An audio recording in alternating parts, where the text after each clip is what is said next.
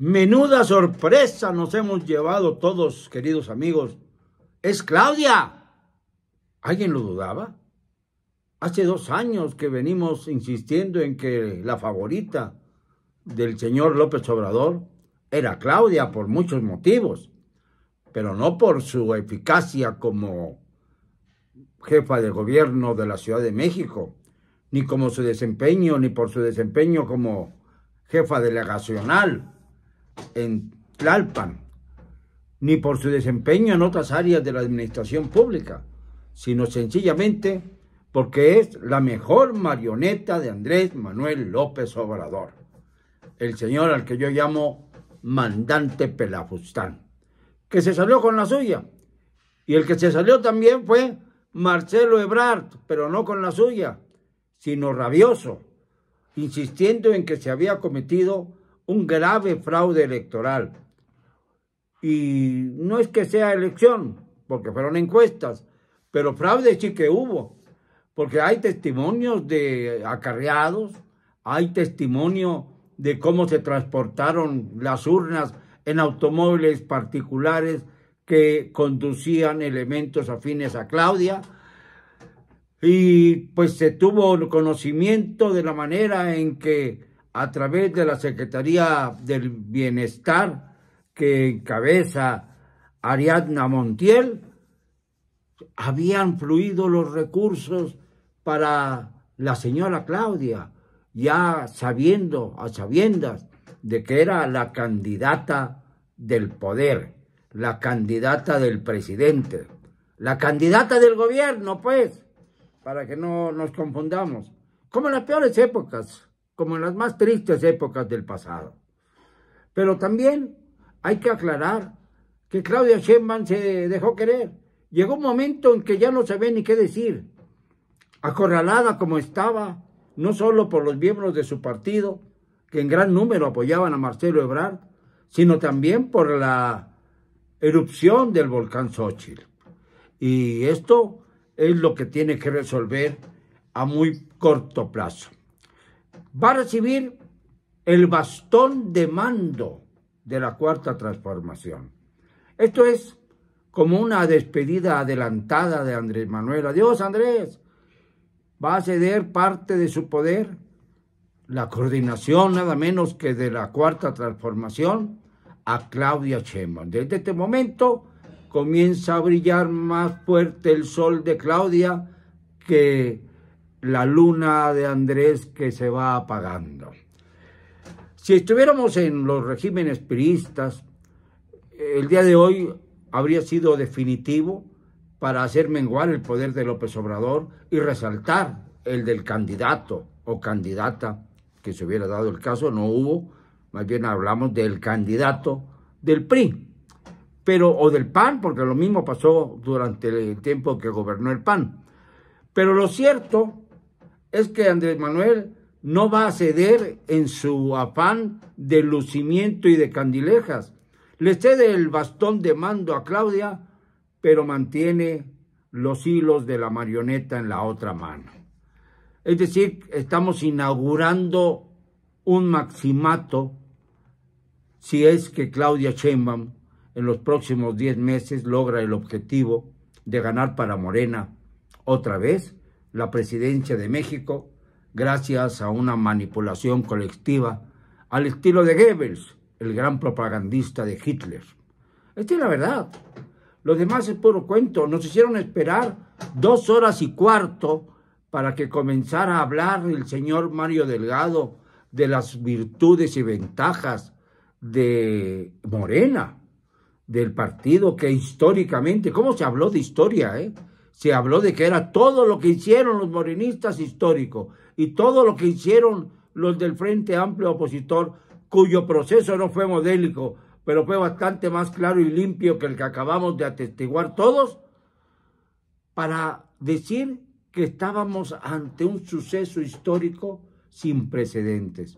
Ya hablé que en 1987 también hubo 6 precandidatos presidenciales en esa pasarela que se inventó Miguel de la Madrid cuando ya tenía a su candidato perfectamente palomeado.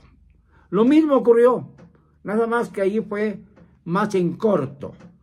Lo que sucedió hoy es vergonzoso. Golpearon a los representantes de Marcelo Ebrard Casaubon a las puertas del World Trade Center. Fue golpeada Malu Mitchell, fue golpeada y pues no se atrevió a ir a presentar una denuncia por temor a las represalias de su propio partido. Luego Marcelo de plano tiró la toalla y dijo, ya hasta aquí llegué, esto no lo puedo admitir, es un cochinero, yo no voy a participar en ese gran circo que se había ya puesto listo para reverenciar a Claudia Sheinbaum, que por cierto se vio muy pequeñita como candidata, se vio muy pequeñita, muy poca cosa. Pero así lo que hicieron los morenistas, que había unos cuantos ahí en el World Trade Center, muchos fotógrafos y una multitud, bueno, cientos de personas allá afuera del edificio emblemático. No fue, por supuesto, una elección que nos deje satisfechos, porque, repito, hubo un manoseo increíble. Yo no entiendo por qué tenían que contabilizarse las encuestas. Las encuestas las manejan las casas encuestadoras y dan el porcentaje de victoria sin necesidad de contar. O sea, esto no era una votación con boletas, era simple y sencillamente un sondeo de opinión, una recolecta de opiniones para integrar una posibilidad, un porcentaje que pudiera ser suficientemente válido para entender quién era la persona mejor posicionada del proceso que había emprendido el partido en el poder.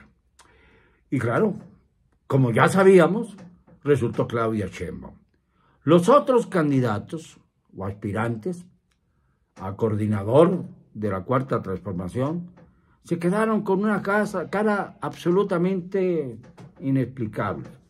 Alfonso Durazo estaba feliz leyendo los porcentajes y aprovechó para echarle flores al presidente y tratar de subir mucho más en el ánimo de este.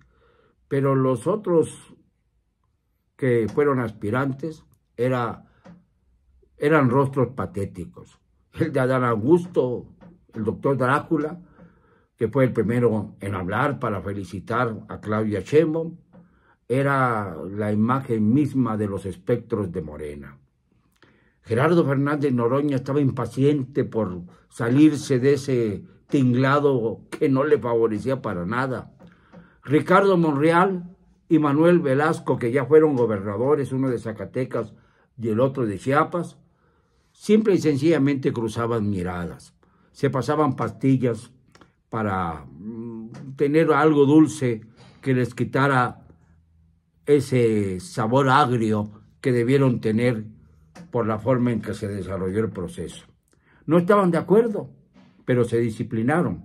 Se disciplinaron porque están obviamente convencidos de que cada quien va a tener alguna tajada. La continuidad política de Adán Augusto, por ejemplo. La posibilidad de que Ricardo Monreal sea el candidato a la jefatura de gobierno de la Ciudad de México. La posibilidad de que Marcelo Ebrard salte a una diputación federal o incluso a un ministerio en el próximo gobierno, si es que tengo en la cabeza Xochitl, pero bueno, si es que Claudia ganara la presidencia de México, que no creo. Y finalmente, pues no se pudo lograr eso que tanto gritaban en el auditorio. Unidad, unidad, unidad. Pues no hubo unidad. Si López Obrador no sabe unir, lo que sabe hacer es radicalizar, es bloquear, es hacer campaña para su propio partido de manera ilegal. Nunca como ahora ha habido un presidente que viole la Constitución y la ley electoral para favorecer a su partido.